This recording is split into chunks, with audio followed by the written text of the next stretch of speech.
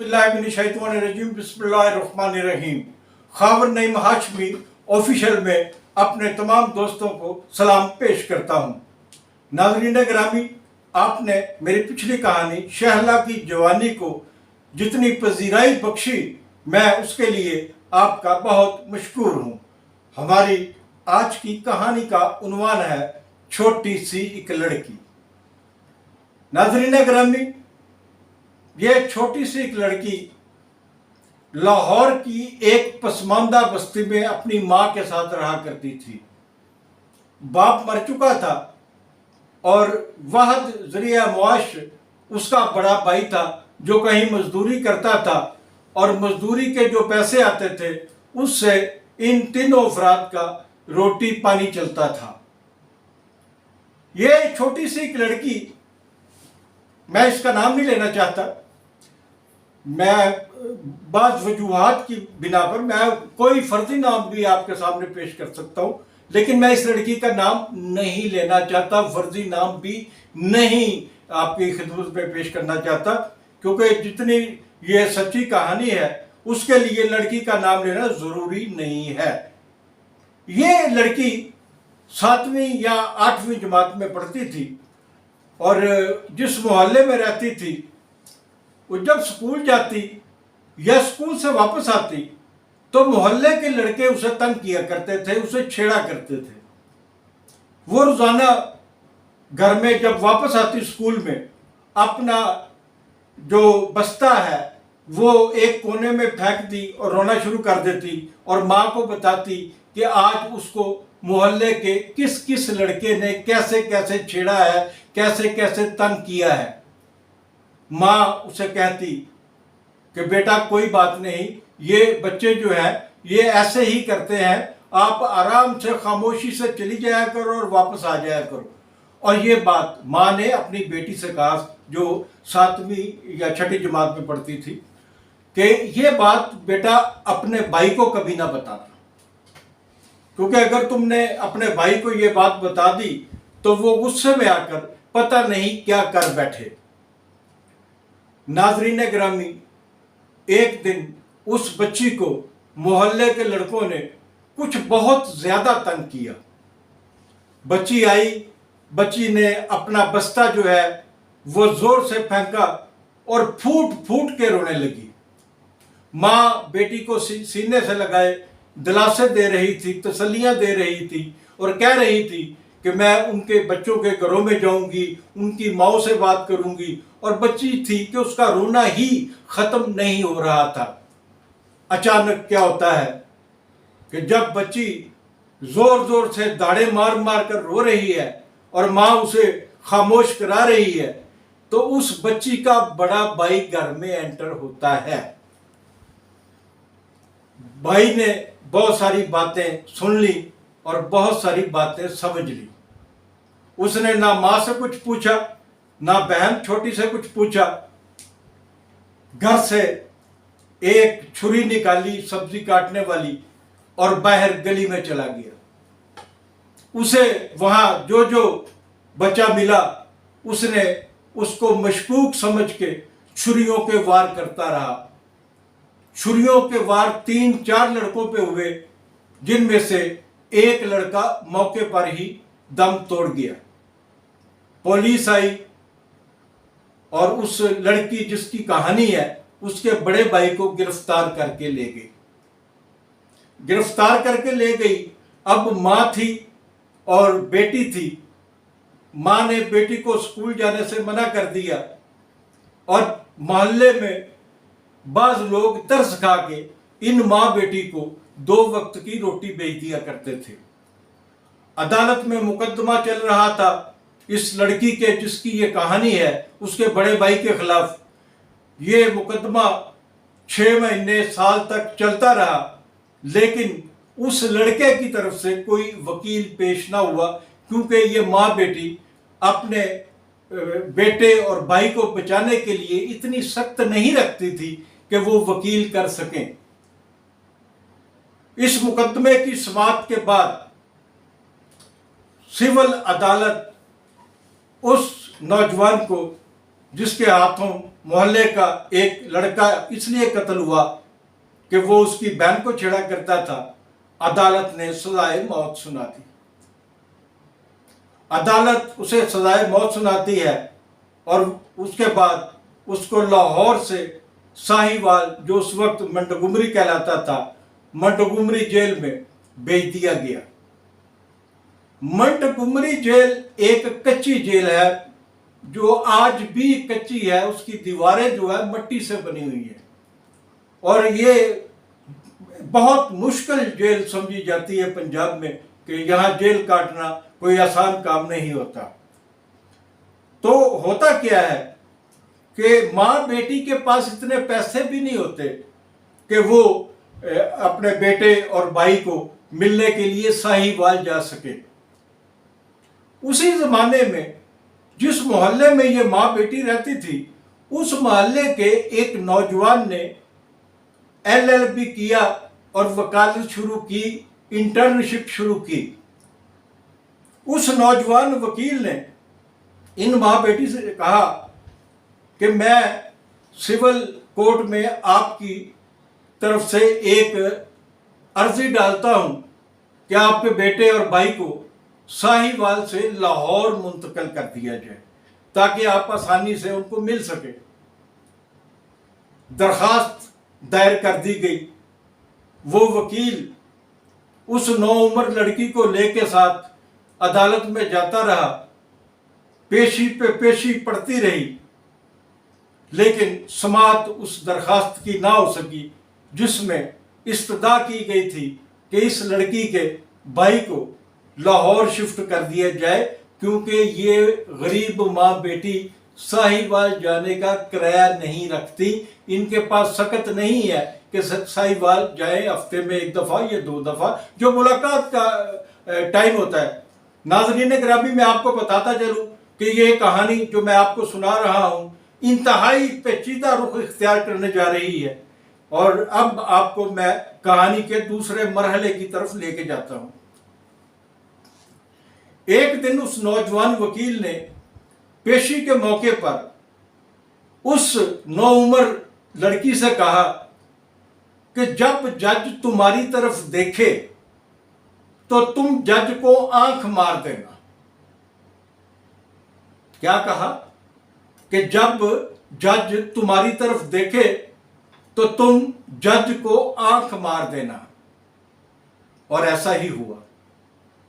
जज ने दौरान समाअत दूसरे मुकदमात की समाअत करते हुए एक गहरी नजर लड़की पे डाली और लड़की उसे आंख मार देती है। जज साहब इसके बाद उठते हैं अपनी कुर्सी से और रिटायरिंग रूम में चले जाते हैं। फिर एक आदमी आता है उस लड़की के पास और कहता है कि मेरे साथ चलो, तुझे जज साहब मिलना चाहते हैं। वो लड़की उस आदमी के साथ जज साहब के रिटायरिंग रूम में चली जाती है और फिर क्या, फिर एक वो कहानी शुरू होती है जो मैं आज आपको सुनाने जा रहा हूं। छोटी सी वो लड़की छोटी सी उम्र में तवाइफ बन गई।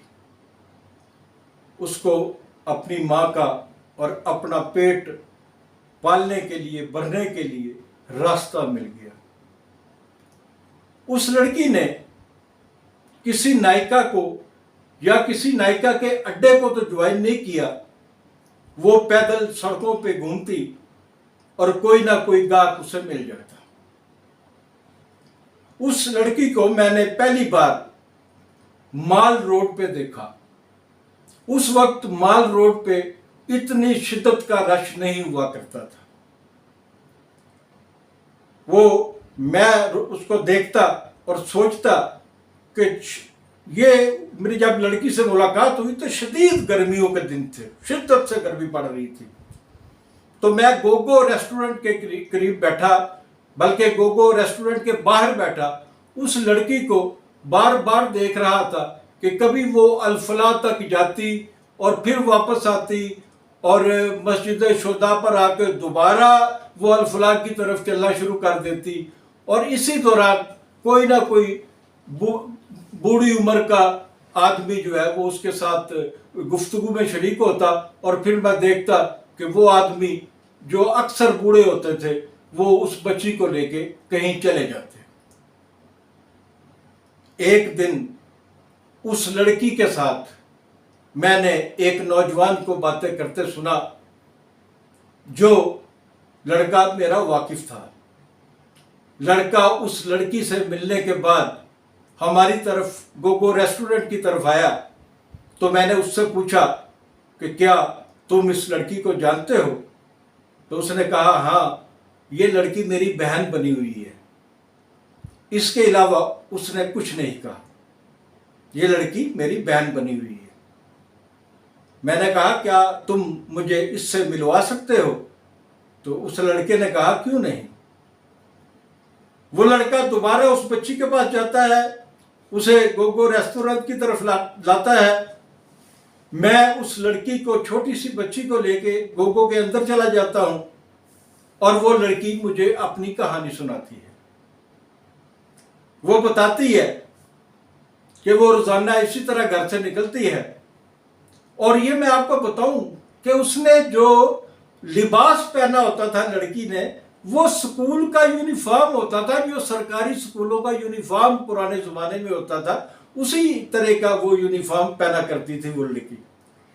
तो उसने कहा कि मुझे कोई ना कोई बुढ़ा मिल जाता है, वो 1-2 घंटे मेरे साथ गुजारता है, मुझे कुछ पैसे दे देता है, और फिर इस तरह हमारा सिस्टम मेरा जो है वो चल रहा है।